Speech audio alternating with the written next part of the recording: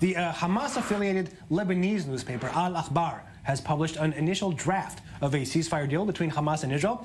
The terms include Hamas restraining riots along the Israel-Gaza border and punishing protesters who violate their orders. All crossings to the Gaza Strip will be open permanently. Egypt will work to lift 70% of the Gaza blockade. 5,000 Gazans under age 40 will receive Israeli work permits, and Gaza's fishing zone will expand to 14 nautical miles, and there are some other provisions as well.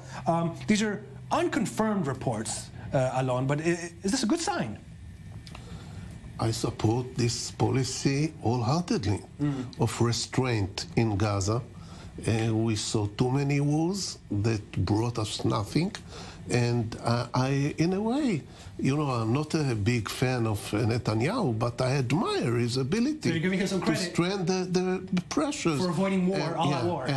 Now, he has the ability, the political ability, to contradict his own policy because he's talking to a terror organization, and he's the only politician in Israel that has the ability to sign an agreement with a terror organization and be backed by most of the country, including me, who to begin with, don't like his policy. Yeah, a lot of people that don't like his policies, Josh, are saying that not only that the Netanyahu government is dealing with a terrorist organization like Hamas, but it looks like the March of Return that has been lasting over these last 6 months is actually working, because it's proving that Hamas's violence, they get paid for it. They're rewarded for it. You know, I think clearly in the last many months, the Israeli government has been trying to find a solution to the fire threat, missile, rocket problem that the citizens of southern Israel face. I was here when the embassy was opened in May. It was an amazing, historic time to be here. It was also tragic to see the violence on both sides at the same time. Hamas has no military strategy. It has a media strategy of starving its people and then sending them to their own deaths and creating this mayhem. Does Israel have a strategy? Israel, I think, clearly at this point is working on a strategy to contain and lower that violence. And whether this document... That's a short-term strategy. What about a long-term strategy? You'd have to ask policymakers here what the long-term strategy is. I think working with Egypt and others, you know, if you see one, you'd have to ask the policymakers. I think there is a workable strategy at the moment, which clearly signs are emerging. Unfortunately, the Palestinian Authority itself in the West Bank is not participating in an effort to either to help ameliorate the suffering that's going on for the citizens of Gaza or the citizens of Israel, nor is it engaging with Egyptians or American interlocutors in order to advance the peace process. Yeah, if there's anyone here who's also a big stumbling block, it is the Palestinian Authority, isn't it, Alon? I didn't get the... The Palestinian Authority isn't making it easier to get this deal signed. Look, the rift is a deep ideological rift, and Abu Mazen is trying to unite the Palestinian people again, and has a difficulty to do so. And this is the tragedy of the Palestinian people. By cutting off salaries, by not paying for electricity. That's how Abu Mazen is trying to unite? It's terrible. It's terrible. It's terrible.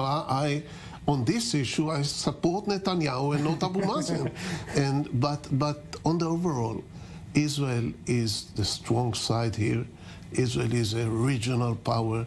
The Palestinians are extremely weak on every level, including this tragic internal rift, ideological rift. And this is the point in which we can make much more of the situation and not be dragged after the events. Josh, go ahead. No, I just when I hear Alon say the authority is so weak, it's so weak. I've never seen such weakness be such a strength. They abuse weakness as a way to avoid engaging and making forward progress and having a conversation, and it's been a pattern for decades. Would you like to see Israel in their position? They're very effective. They're very effective in the external arena around the world, running around, trying to gin up opposition to Israel, international fora. Unfortunately, what they ought to be doing is investing in their own civil society.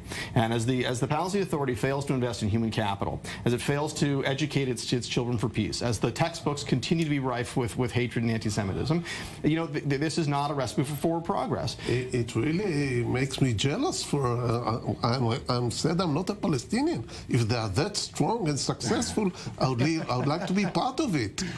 Well, you know, listen, I think weakness, when played by the Palestinian Authority in this way is a great play of strength. They get to avoid difficult conversations. In the last few years, and that's very sad. We crashed them. We crashed them, not militarily only, we crashed them economically and diplomatically. We crashed them. At the UN, they're achieving their What did they achieve in the UN? Of course, who is putting pressure on Israel? Tell me. That's not the measure. They're pushing their unilateralism. They're getting the votes that they want. They're driving international efforts to isolate Israel, which are not effective because Israel's economy is strong. And their economy has grown. Have you been to Ramallah lately? I mean, Ramallah. Have you been to Jenin? These cities are flourishing. Jenin was destroyed, and today it looks like a modern city. Still, I wouldn't leave Mevaseret Zion for Ramallah. No, me neither. Okay. Oh, there's agreement on that at least. Okay, we'll end on that agreement.